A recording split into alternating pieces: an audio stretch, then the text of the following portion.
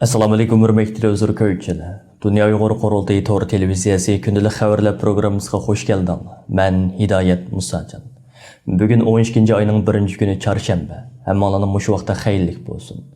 Aziz ko'ruvchilar, tövəndə diqqətinizlər bugungi xabarlar programmasining tafsilotida bo'lsin.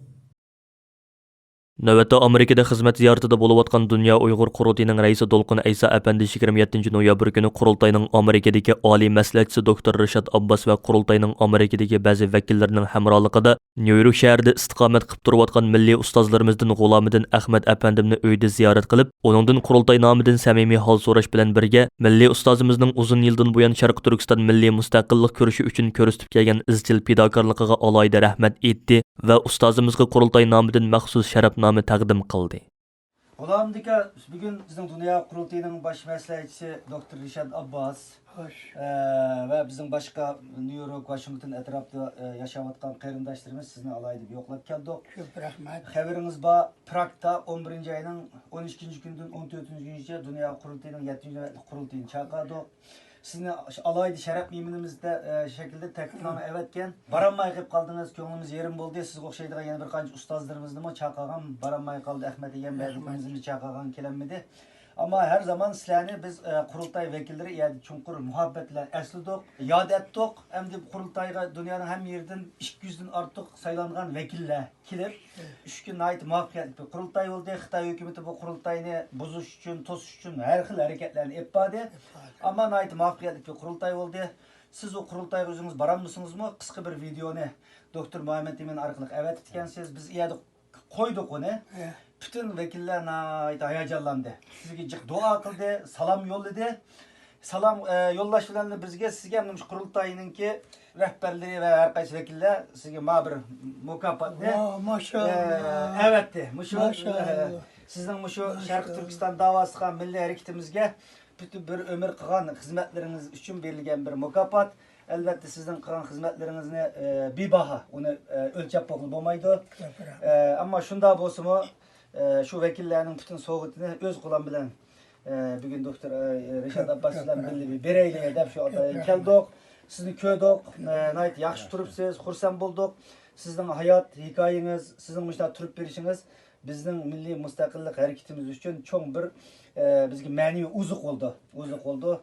Sizning abiyat hikoyalaringizni ancha-muncha anglagan bo'ldik. Har qatim anglagan vaqtida xuddi yangi bir hikoya anglagandagidek shunday yuraklarimiz shodlanib, xursand bo'lib ketamiz.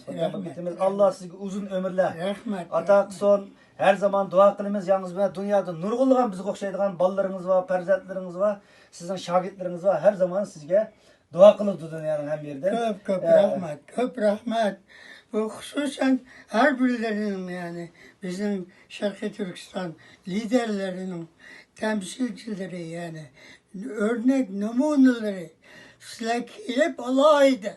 Bizim öyük gelip men verdiğin ziyafetini sizler verip bu kadar güzel bana bu hediye kıyallıklarınla için ben yani tilim acizlik kıldım.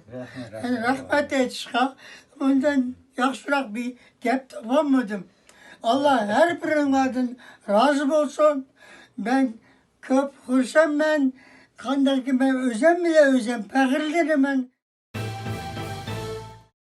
27 noyabr günü Uyghur Sud Kollegiyasining 3-nji növbetlik isbot anglash yig'inida Dr. Adiran Ziniz yangidan oshkorlangan Xinjiang hujjatlari haqida muhim doklad berdi. Mazkur Xinjiang hujjatlari bu yil 9-nji oyda kimligini oshkorlashni xohlamagan bir kishi tarafidan Uyghur Sud Kollegiyasiga avatib berilgan. Natijada kollegiya a'zolari bu hujjatning rost yolg'onligi va uningdagi mazmunlarni tekshirish uchun uni to'lgan tadqiqotchi olimlardan Dr. Adiran Ziniz, James Milward va David Tobillaga avatgan. Dr. Adiran Zinizning Uyghur Sud Kollegiyasining 3-nji növbetlik isbot anglash yig'inida ko'rsatishicha, bu hujjatlar Xitoyning mutlaq maxfiy hukumat hujjatlarining bir qismi ekan. O shundaqla 2019-yili nomsiz bir hukumat a'zosi tarafidan New York vaqti gazetiga avatib berilgan va gazetda Xinjiang hujjatlari degan nomda e'lon qilingan hujjatlarning aynisi bo'lib, ilgari New York vaqti gazeti bu hujjatlarning oz bir qismini e'lon qilgan bo'lsa-mu, asli nusxasini va to'liq mazmunini e'lon qilmagan. Adiran Zinizning aytishicha, bu hujjatlar Xi Jinping va boshqa markaziy hukumat rahbarlarining bir qancha muhim so'zini, Xinjiang va Uyg'ur rayonlik hukumatning yo'l yo'riqlarini, markaziy hukumatning tarix, din va Bingtuanning taraqqiyotiga munosabatlik 3 parcha hujjatini o'z ichiga oladi ekan.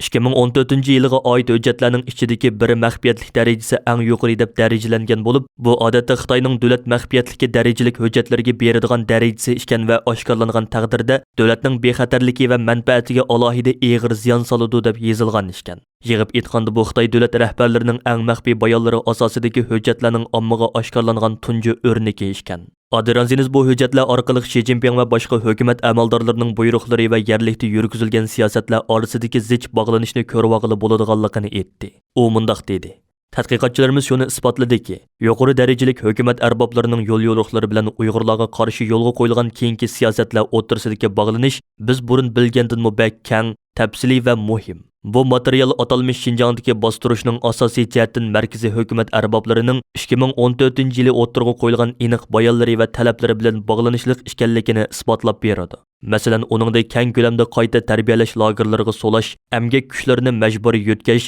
Xitoy nopusining tarqalishini ko'paytirish orqali nopusni a'lolashtirish, diniy faoliyatlarni jinoiylashtirish, yuz minglagan Xitoy amaldorlarini ossonliq millatlar bilan tuqqan bo'g'izish, yotoqliq maktablarni asos qilish va Xitoy tilini asos qilgan ma'arifni yo'lga qo'yish va soqchi va nazorat sistemasini kuchaytirish qatorliqlar tilga ilingan va buyruq qilingan. Adiranzinizning aytishicha, hujjatlarning birida 2014-yili Xi Jinping o'zi Uyg'ur rayonlik hukumatga diniy oshqunlik va zo'ravonlikqa qarshi turish masalasini hal qilish uchun yerlik qonun nizomi tuzishga huquq bergan bo'lib, natijada oshqunlikqa qarshi turish nizomi 2017-yili 4-oyda yo'lga qo'yilgan va bu keng ko'lamlik lagerga qamashga asos yaratib bergan. Adiranzinizning aytishicha, New York vaqti gazeti ayni chog'da hujjatga oid bergan xabarda Uyg'ur rayonlik partkom sekretari Chun Jangoning tutqun qilinishga tegishliklar cho'qim tutqun qilinish kerak degan gapini oshkorlagan bo'lsa-mu, ammo ular yana shu o'xshash hujjatda Xi Jinpingning kesilishga tegishliklar cho'qim kesilishi, jazolanishga tegishliklar cho'qim jazolanishi kerak degan gapini oshkorlamagan. Adiranziniz buningga tushuncha berganda New York vaqti gazetining Xitoy hukumatidan va Xitoydagi muxbirining bexatarligidan andisha qilgan bo'lishi mumkinligini aytdi. Adiranzinizning aytishicha, 2017-yildagi hujjatda Xi Jinping diniy oshqunlikni kuchlik mas qilish to'g'risiga o'xshatgan va agar oshqunlik ideyasi yo'qotilmasa, terrorlik harakatlari rak hujayrasiga o'xshash ko'payadi degan. Dal mushu paytlar Sharq Turkistonda lagerlar yo'lga qo'yilishga boshlagan vaqt ekan. Bu hujjatlarda Uyg'urlarning tug'ut nisbatini cheklash haqida Xi Jinpingning bevosita ta'limlari o'rin olgan bo'lib, Xi Jinping maxfiy nutqida nopus nisbati va nopus bexatarligi uzun muddatlik tinchlik va muqimlikning muhim asosi deb o'tirg'i qo'ygan. Hujjatlarda yana Sharq Turkistonda Xitoy nopusining intayin ozligi, Uyg'ur nopusining eg'ir monopollik holatiga xotima berib, nopusni tamponlashtirish lozimligi haqida so'zlarmi o'rin olgan. Adiranziniz yig'indagi guvohlik so'zida mundaq dedi: Biz hujjatlar orqali atalmış Şinjan'da yurgizilgan nopusning ko'payishini cheklash, nopusni a'lolashtirish siyosatlarining bevosita holda Xi Jinpingning yo'l yo'riqlariga bog'lanishliq ekanligini yanada zo'r ishash bilan deyalaymiz. Hujjatlarda yana Sharq Turkistonda Xitoy nopusining intayin ozligi, Uyg'ur nopusining eg'ir monopollik holatiga xotima berib, nopusni tamponlashtirish lozimligi haqidagi so'zlarmi o'rin olgan. Adiranziniz yig'indagi guvohlik so'zida mundaq dedi: Biz bu hujjatlar orqali atalmış Şinjan'da yurgizilgan nopusning ko'payishini cheklash, nopusni a'lolashtirish siyosatlarining bevosita holda Xi Jinpingning yo'l yo'riqlariga bog'lanishliq ekanligini yanada zo'r ishash bilan deyalaymiz.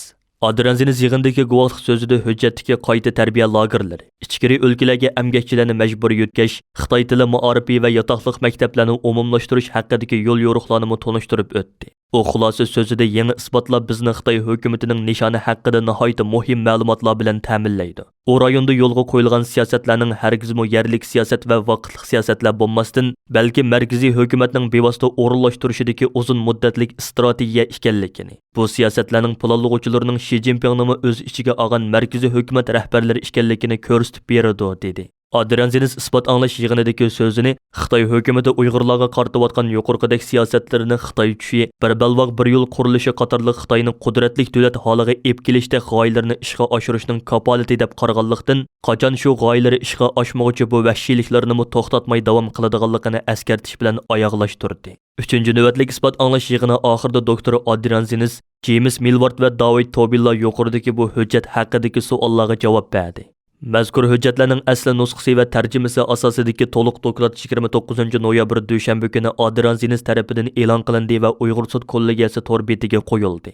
Bu yangi isbotlar xalqaro axborotlarda keng o'rin olib, Xitoy hukumatining Uyg'urlarga qaratayotgan planliq va sistemalik ziyonkashligini yana bir qitim isbotlab berdi. Uyg'ur sud kollegiyasining rasmiy hukmnomasi bu yil 12 oyning 9 kuni e'lon qilinadi. Muhojiratdagi Uyg'urlar hozirdan boshlab Uyg'ur sud kollegiyasining bu yil 12 oyning 9 kuni e'lon qiladigan hukmnomasini taqozolik bilan kutmoqda. Chet ellik kuzatuvchilarning, hatto Xitoy hokimiyatining diqqat e'tiborimi Uyg'ur sud kollegiyasining oldimizda chiqaradigan hukmiga markazlashdi. 12 oyning 9 kuni London vaqti atdigan soat 9 da Londondagi sud o'tkazilgan Cho'rish saroyida boshlanadigan va taxminan 2 soat davom qiladigan hukm e'lon qilish yig'inining amaliy ahvoli sizlar ko'rayotgan Dunyo Uyg'ur qurultiyi to'g'ri televiziyasining YouTube kanali orqali naq maydondan bevosita tarqatiladi. Dünya Zibuzunnet ve kiyim-kechak savdosidagi bayroqdor shirkatlarning biri bo'lgan Zara shirkati Fransiyada o'zining parcha setish do'konlarini kengaytmoqchi bo'layotganda, Fransiya doiralari mazkur shirkat Uyg'urlarni majburiy emgakka selish qilmishidan manfaatdor bo'lgan bo'lishi ehtimolga bak yaqin degan sabab bilan bu talabni to'xtatib qo'ygan. Fransiya xabar agentligining 29 noyabrdagi xabarida aytilishicha, bosh shirkati Ispaniyadagi Zara shirkati dastlab Fransiyaning janubidagi Bodo shahriga joylashgan do'kon ko'lamini bir hassa kengaytmoqchi bo'lgan. Ammo bu talab rayonlik komitetga topshirilgandan keyin komitet a'zolari bu shirkatning Sharqi Turkistondagi majburiy emgak qilmishiga bog'lanishli ekanligini bayqab bu talabni rad qilgan. Komitet a'zolaridan Alan Garnier bu vaqtda so'z qilib, Zara shirkati atalmish Shinjongdagi majburiy emgakka chetilib qolgan. O'zining ta'minlash zanjiriga o'zi ega bo'lolmagan bunday shirkatning do'kon kengaytirish talabini rad qildik. Biz bu orqali har qaysi tarafga bir kuchlik uchurni yo'llamoqdamiz degan. Xabarda aytilishicha, Sharq Turkistondagi paxta mahsulotlari navbatdagi majburiy emgakka bog'lanishlik eng chong omillarning biri bo'lib, bu shirkatning ko'plagan kiyim-kechaklari ashu xildagi paxta mahsulotlarini ishlatgan ekan. Ma'lum bo'lishicha, bu xildagi majburiy emgakka bog'lanishlik bir qism xalqarалық dangliq markalar yaqindan buyon orqadan mushu yosundagi cheklash va tanqidlarga duch kelmoqda ekan. Hurmatli ko'ruvchilar, yuqorida Dunyo Uyg'ur qurultiyi to'g'ri televiziyasi kundalik xabarlar programmasini diqqatingizga sundik. Keyin qatimliq programmamizni ko'rishaylik. Ko'rishga omon bo'lgaysizlar. Xayr xo'sh.